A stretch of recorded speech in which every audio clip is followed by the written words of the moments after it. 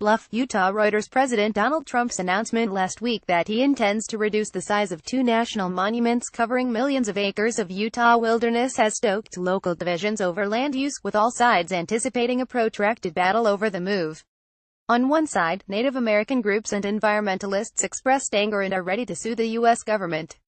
On the other, conservative-leaning residents welcomed the decision, seeing it as a reversal of government overreach and a boost for traditional industries like drilling, mining and grazing. But the tensions reflect a broader national debate over how to manage America's vast open spaces.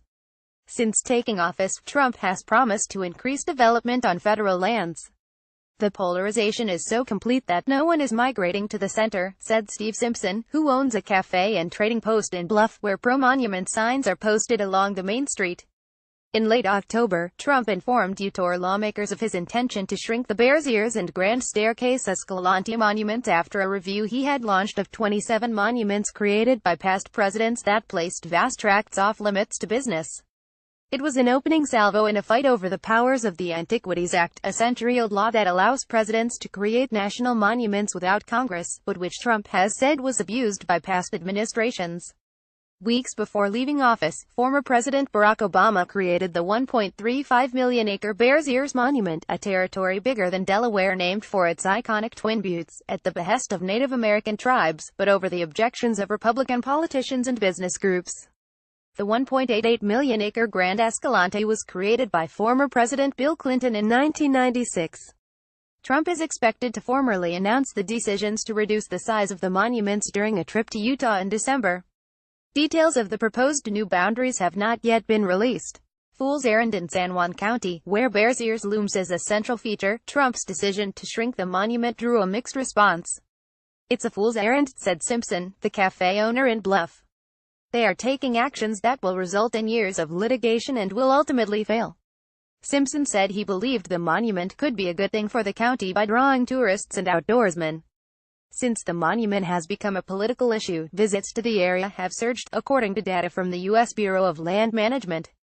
Deshelle Holiday, a nurse who lives in Blanding, some 25 miles north of Bluff, disagreed. She welcomed Trump's decision, saying the monument was too big. "I'm excited to see a monument that does contain the small pieces that we need to protect, and allows us to keep using the land like we've been using it," she said. She, like other opponents of the monument, worries the monument will hinder local business, including her family's gravel company which leases pits on Bears Ears, and replace them with a service economy for tourism. "People here have worked to keep this a small town with small town values," she said. Still, she agreed, Trump's decision will not close the issue. "I think it's the battle, not the war," she said. A number of groups have promised to sue the Trump administration as soon as it takes official action, including the Navajo Nation, one of the 5 tribes that had urged the creation of the monument in order to preserve Native American sacred and historic sites. "We have a complaint drafted," said Navajo Nation Attorney General Ethel Branch, who said the area was packed with tribal pottery, Puebloan architecture and old Navajo dwellings.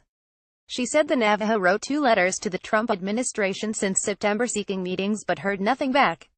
Elvira Begay, a Navajo from Cajon Mesa, said she was upset at Trump's decision. "Bears Ears is sacred to the Navajo," she said. "There's history there we believe in." For a related photo essay, see http://rs2z8zm3d.